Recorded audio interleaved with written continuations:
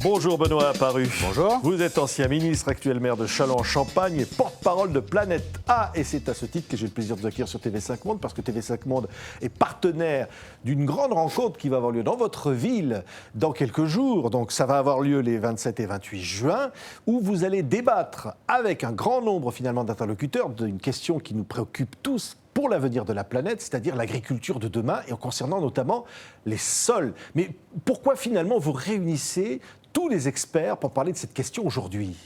En fait, on a une difficulté dans les débats et dans notre approche des débats agricoles ou environnementaux. À force de vouloir segmenter tous les sujets sans avoir une approche globale, on a forcément des réponses contradictoires. Concrètement, ça veut dire quoi? Nous, ce qu'on veut, c'est traiter 3 grands sujets qui seront les sujets majeurs des 50 ans qui viennent pour la planète. Oui. 1, nous devons nourrir 10 milliards d'habitants à horizon 2050. On sait à peine aujourd'hui en nourrir 5.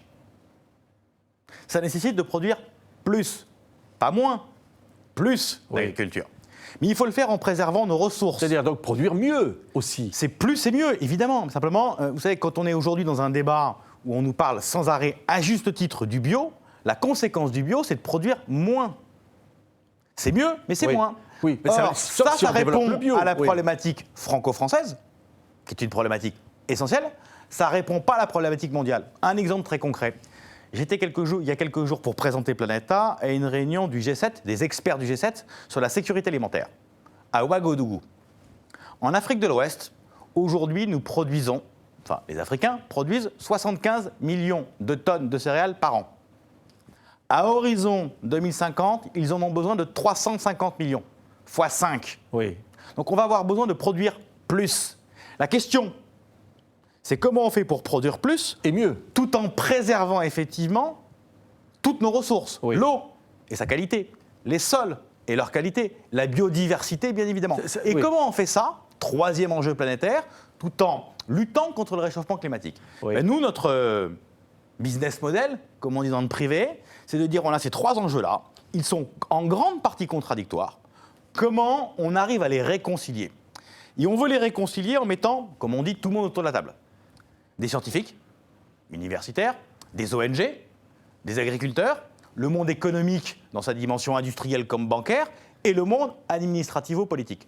Parce que là encore, si on fait les ONG parlent aux ONG ou les agris parlent aux agris, on ne trouvera pas les bonnes solutions. Oui. Donc, parce qu'on a besoin de l'ensemble des décideurs autour de la table pour aller trouver des solutions. C'est un enjeu fondamental, mais au fond, c'est un enjeu économique. Et aussi un enjeu d'environnement. Comment on peut arriver à finalement concilier tout cela? On n'a pas le choix. Oui. On n'a pas le choix. Il faudra concilier tout ça. Pourquoi il faut concilier tout ça?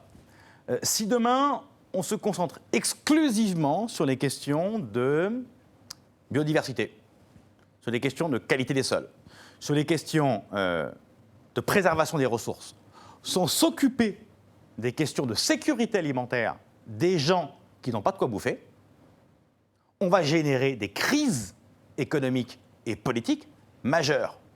Si on ne se préoccupe que de nourrir les gens, sans se préoccuper des questions environnementales, on plantera les générations futures.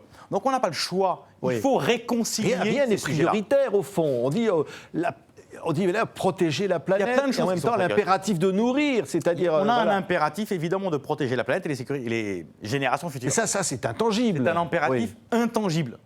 C'est devenu quelque chose, tant mieux, au-delà duquel on ne peut pas passer. Donc il faut le faire. Mais il faut le faire tout en, là encore, assurant d'autres objectifs. Et l'objectif de sécurité alimentaire pour un certain nombre de pays, notamment du Sud, est un enjeu tout aussi essentiel.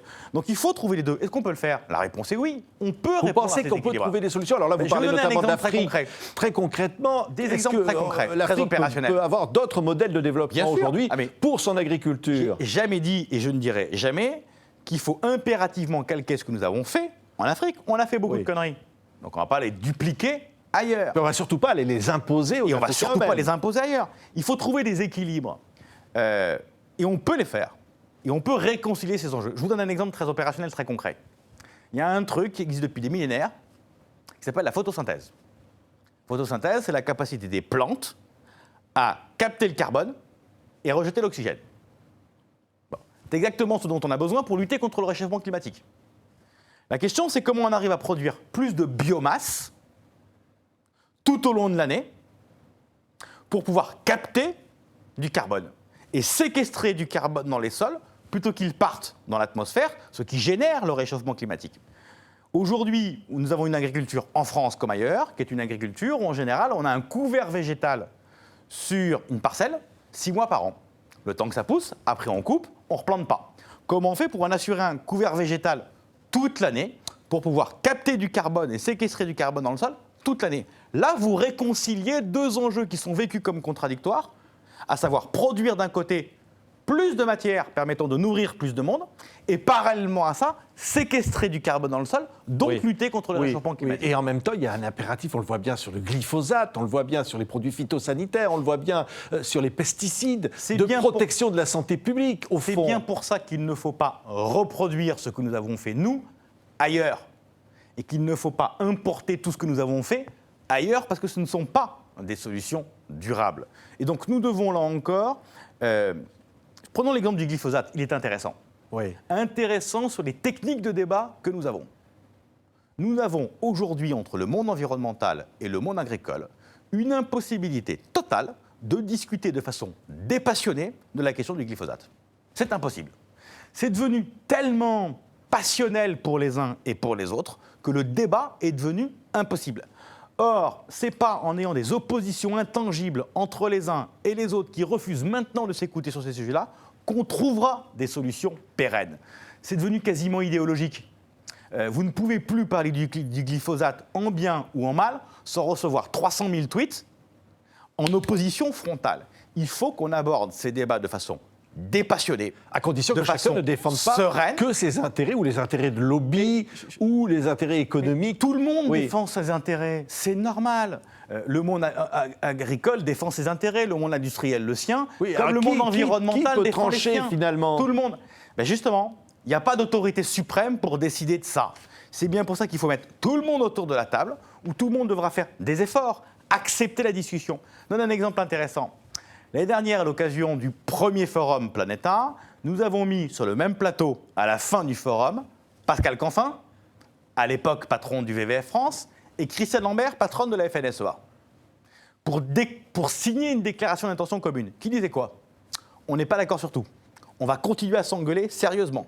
Mais à 30 ans, on a la même vision, le même regard sur ce qu'on doit faire. Notre objectif, c'est celui-là. Comment on réconcilie des positions irréconciliables pour se projeter à 10 ans, 15 ans, 20 ans et trouver des solutions. Parce que là encore, les débats, c'est passionnant. C'est indispensable. Et on a besoin de ces débats-là pour avancer. On a surtout besoin de trouver des solutions.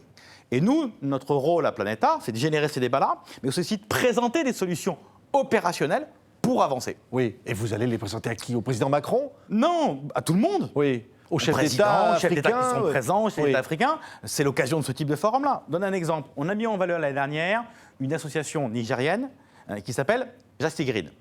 Qu'est-ce qu'elle fait? Un truc très malin. Ils utilisent la jasando, qui est une plante qui filtre les pollutions du fleuve Niger. Simplement, cette plante, quand elle se développe, elle prend trop de place, elle coupe l'oxygène, elle bouffe tout l'oxygène de l'eau, et donc elle tue la biodiversité.